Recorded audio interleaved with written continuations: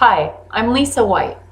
I'd like to take a few moments of your time to talk about entrepreneurship, specifically how entrepreneurship may relate to women and the outcomes of their lives. It's my goal to help boost your confidence, maybe pique some curiosity, and instill a little excitement about the prospect of being an entrepreneur. Hopefully, I can describe some benefits for you that you might just like. In my 25 years as an entrepreneur, I've always questioned the idea about the so-called security of a paycheck. Countless times I've heard people talk about how they feel like they need the security of a paycheck. Let's talk about that a little more. You do get a regular amount of money, an anticipated amount of money at regular intervals for services rendered. That's true, and that can feel secure. But let's talk about the reality. About a year ago, Business Insider magazine put out an article about thousands of employees who went to work at their jobs at Sam's Club, only to find that the doors had been locked and that their positions were terminated without any warning whatsoever. Now, this came on the heels of the Trump tax reform package and promises by Sam's Club and the Walmart people of higher salaries and better benefits. Gone. That's not secure at all. And I've read countless stories about people in this exact same position showing up for work only to find out that they had been terminated. That's not security to me. In a 2015 article in Entrepreneur magazine, Kim Constable writes about the 5 reasons that one may consider being an entrepreneur. Number 1, time. Time is a precious commodity, and it seems to run out rather quickly.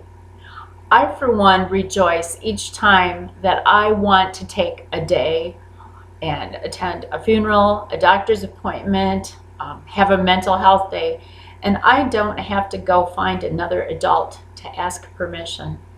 I say how my time goes.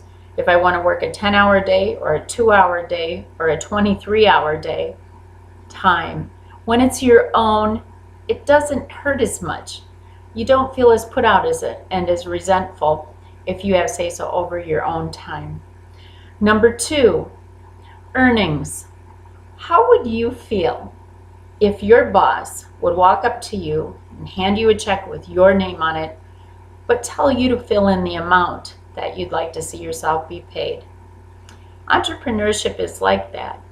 You can decide what that bottom line figure is on that paycheck, and you can work as little or as much as you want to, because we all know that when we're working for someone else, they tell us how much we're going to earn, and a lot of times we'll be sitting right next to a person who doesn't work nearly as hard as we do, but they achieve the same end time result financially. It doesn't seem fair to me. I love having an open-ended paycheck, and it's really exciting when you shock yourself with how much money you can make. Number 3, a legacy. Have you noticed that a lot of businesses end up being family-involved businesses? I, for one, have created a legacy. My son, who went to work for me, has spun off and is a painting contractor on his own. It makes me proud, and he's proud too, and we're able to employ people and contribute to their livelihoods as well. So it's a legacy for us, but also for other people whom we may touch. Location is a big reason to be an entrepreneur. If my house blew away and I had to leave and travel across the country tomorrow, my career and my business, my livelihood goes with me. My passion and my skills bloom wherever I'm planted.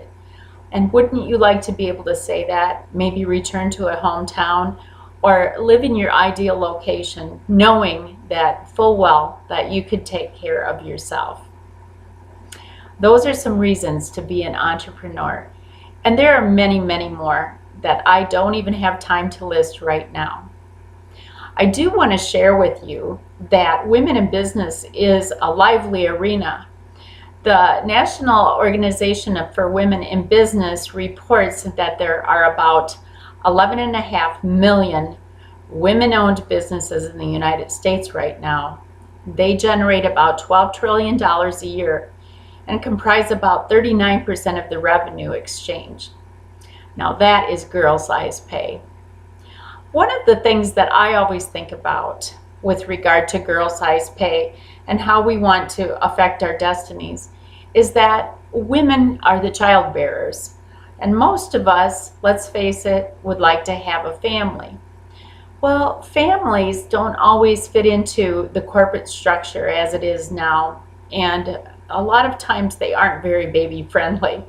But for women wanting to craft a family and have say-so over their own destiny and be able to take off when baby has an ear infection, women in business is an important feature because women do have dreams and goals, and a lot of times our rather divergent thinking allows us to go places where other people don't tread. I invite you to explore your skills, do a personal inventory and figure out, what am I good at? What do I love to do? How can it make money for me? There are dozens and dozens of resources for women to tap into in Business Magazine, National Organization for Women, Entrepreneur, and online resources. Oprah Winfrey, who's probably one of the most famous female entrepreneurs of all time, has a reading list. And there are lots and lots of people who are willing to support you. And a lot of times there are special financial loans available for women in business. So I invite you to check it out. Create your destiny and look at this with a serious eye. It's made my life better, and I hope it does for you too. Thank you.